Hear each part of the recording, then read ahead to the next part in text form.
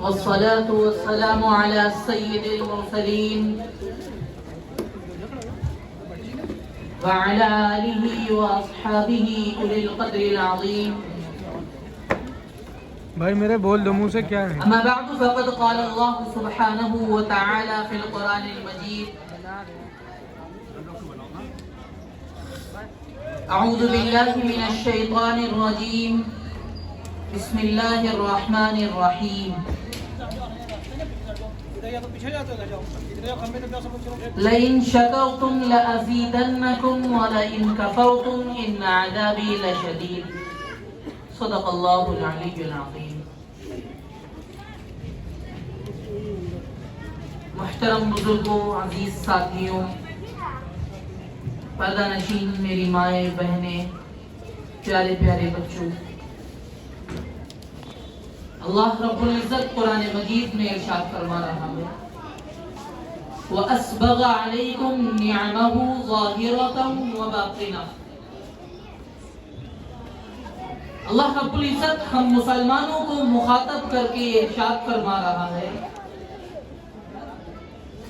میں نے تم پر بہت سارے احسانات کیے، تم کو بہت ساری نعمتیں عطا کی، بہت سارے احسانات تم پر کیے. کچھ نعمتیں تو ایسی ہیں جن کو تم جانتے ہو، اور کچھ نعمتیں ایسی ہیں جن کو تم نہیں جانتے ہو. وہ پوشیدہ ہیں، تمہاری نظروں سے اوجھل ہیں.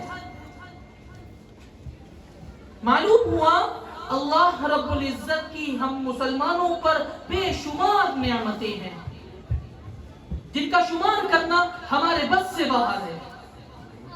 اگر ہم ان کو شمار کرنا چاہیں تو ہم ہرگز نہیں کر سکتے.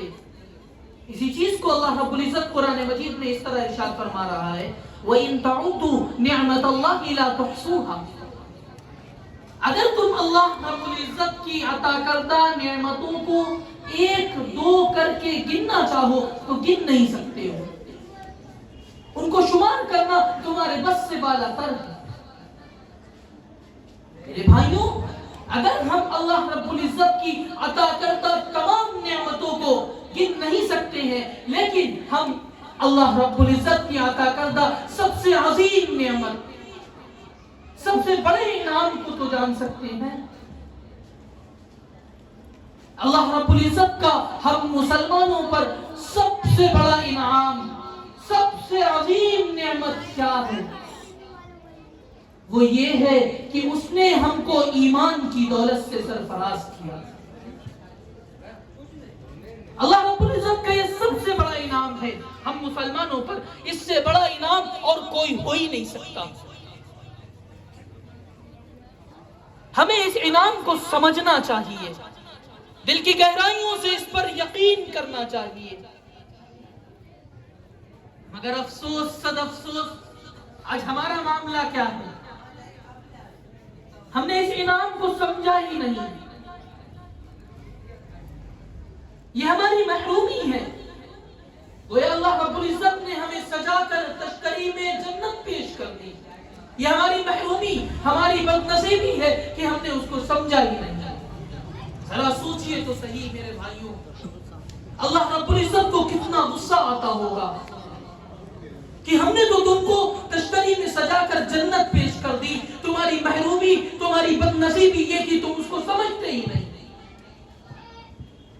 میرے بھائیوں، اللہ رب العزت کا یہ ہم مسلمانوں پر سب سے بڑا انعام ہے. ہمیں اس کو سمجھنا چاہیے، دل کی گہرائیوں سے اس پر یقین کرنا چاہیے، اور اس پر اللہ رب العزت کا شکر ادا کرنا چاہیے. یہ اللہ رب العزت کا مسلمانوں پر انعام ہے. جب ہم اس کو سمجھیں گے تب ہم اللہ رب العزت کا شکر ادا کریں گے.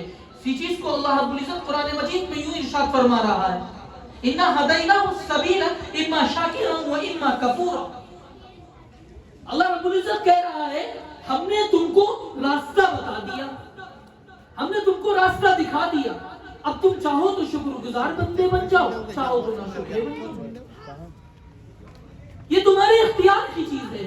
اللہ رب العزت نے ہم کو راستہ بتا دیا ہے. میرے بھائیوں اب ضرورت ہے ہمیں اللہ رب العزت کا شکر گزار بندہ بننے کی. اور خوب اچھی طرح یاد رکھیے, خوب اچھی طرح یاد رکھیے, شکر ادا کرنے کے لیے علم ضروری ہے. ہمارے پاس علم ہوگا تب ہم جان سکیں گے, تب ہمیں معلوم ہوگا اللہ رب العزت نے ہمیں کتنا بڑا انعام عطا کیا ہے. بغیر علم کے ہم جانیں گے نہیں کہ ایمان کون سی دولت ہے, اسلام کس دولت کا نام ہے. جب ہمیں معلوم ہوگا تب ہمیں یقین آئے گا, اور جب یقین آئے گا تب ہم اللہ رب العزت کا شکر کریں گے. مثال کے طور پر تھوڑی دیر کے لیے سوچئے, جب ہمیں کوئی شخص ہدیہ پیش کرتا ہے, جب ہمیں کوئی شخص گفٹ دیتا ہے, تو ہم اس ہدیے کو اپنی نظروں سے دیکھتے ہیں, پھر اس کو چھوتے ہیں, پھر اس کو محسوس کرتے ہیں, پھر اس کو اوڑھتے ہیں, پہنتے ہیں, تب ہمیں اس ہدیے کی قدر ہوتی ہے. پھر ہم اس ہدیہ دینے والے کا شکر ادا کرتے ہیں. ٹھیک اسی طرح جب ہمیں معلوم ہوگا کہ اللہ رب العزت نے ہم کو کتنی بڑی دولت سے نوازا ہے, تب ہم اللہ رب العزت کا شکر کریں گے, شکر ادا کریں گے. میرے بھائیوں معلوم ہوا بغیر علم کے گمراہی ہے, اور گمراہی میں زندگی گزاریں گے تو غفلت میں مر جائیں گے. ایمان جیسی دولت ہمارے پاس ہوتے ہوئے بھی پوری زندگی دوسروں کے در پہ روتے ہوئے, سسکتے ہوئے, بلکتے ہوئے ختم ہو جائے گی. حالانکہ ہم خود بہت مالدار تھے, ایمان کی دولت ہمارے پاس تھی, لیکن ہمیں احساس تک نہیں تھا. میرے بھائیوں اسی لیے علم کی ضرورت سب سے پہلے ہے. یہی وجہ ہے کہ اسلام نے سب سے پہلے علم کی تاکید کی. علم کا بیج اگر تمہارے اندر ہوگا تو تم توحید کو بھی جانو گے, اللہ کو بھی جانو گے, رسول اللہ کو بھی جانو گے, جنت اور جہنم کے بارے میں بھی جانو گے, دنیا اور آخرت کے بھی بارے میں جانو گے, نماز, روزہ, حج, زکات کی اہمیت کے بھی بارے میں جانو گے. جب یہ ساری چیزیں تمہیں معلوم ہوگی تو تم اس پر عمل کرو گے.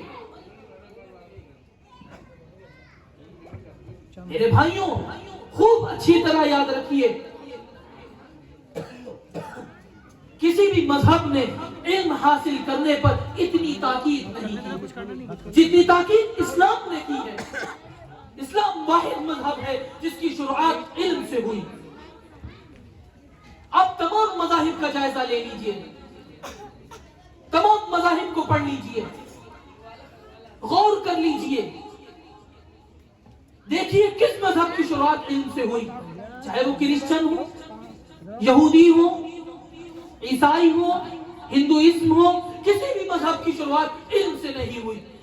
اسلام واحد مذہب ہے جس کی شروعات علم سے ہوئی. ہمارے آقا و مولا جناب محمد الرسول اللہ صلی اللہ علیہ وسلم پر پہلی وحی جو آئی, پہلا پیغام جو آیا وہ کس حوالے سے تھا؟ پہلا پیغام جو تھا وہ کس حوالے سے تھا؟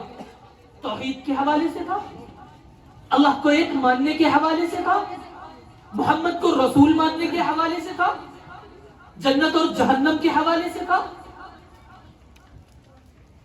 نماز, روزہ, حج, زکات کی اہمیت کے حوالے سے تھا؟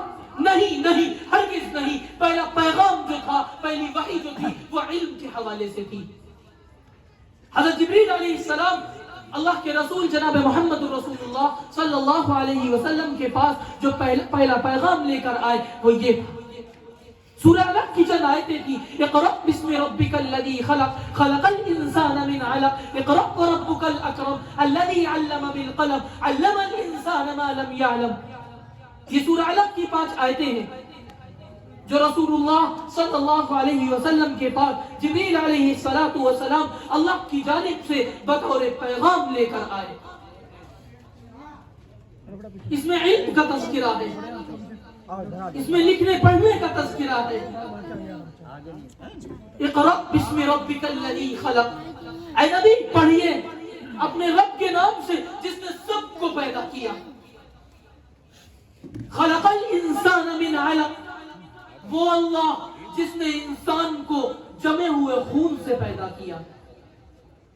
اقرأ وربک الاکرم، اے نبی پڑھیے، آپ کا رب بڑا کریم ہے.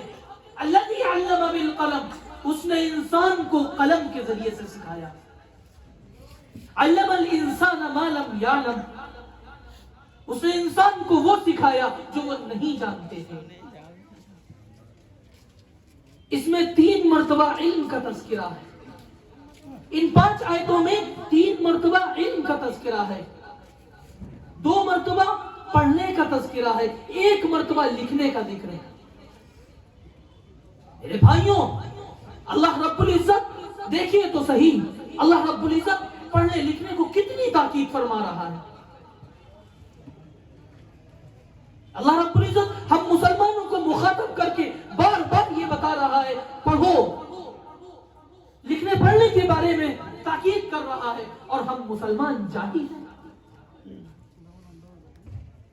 کل قیامت کے دن اللہ رب العزت کو ہم کیا منہ دکھائیں گے جب اللہ رب العزت ہم سے پوچھے گا کہ ہم نے تم کو اتنی تاکید کی علم کے حوالے سے اور تم جاہل رہ گئے. اچھا ٹھیک ہے، ہمارے بڑوں نے ہماری فکر نہیں کی، ہم کو نہیں پڑھایا، کم از کم ہم تو اپنے چھوٹوں کی فکر کریں، ان کو تو ہم علم سکھائیں، ان کی صحیح تعلیم و تربیت کی فکر کریں، ان کو سیدھا راستہ دکھائیں، ان کو پڑھائیں، ان کو دین کا بنیادی علم فراہم کرائیں. میرے بھائیوں، رسول اللہ صلی اللہ علیہ وسلم کی حدیث ہے، رسول اللہ فرماتے ہیں کلکم راع وکلکم مسئول عن رعیتہ.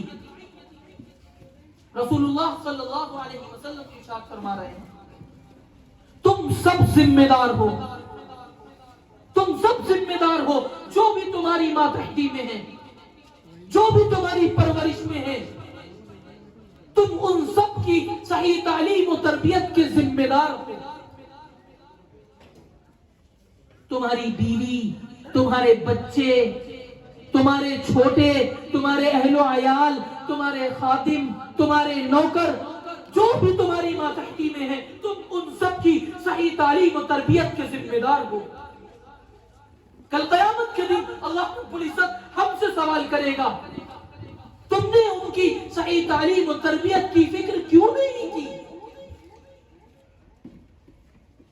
اگر تمہارے بڑوں نے تمہاری فکر نہیں کی، تم کو نہیں پڑھایا، تو کل قیامت کے دن ان سے سوال ہوگا. اگر تم نے اپنے چھوٹوں کو نہیں پڑھایا تو کل قیامت کے دن تم سے سوال ہوگا.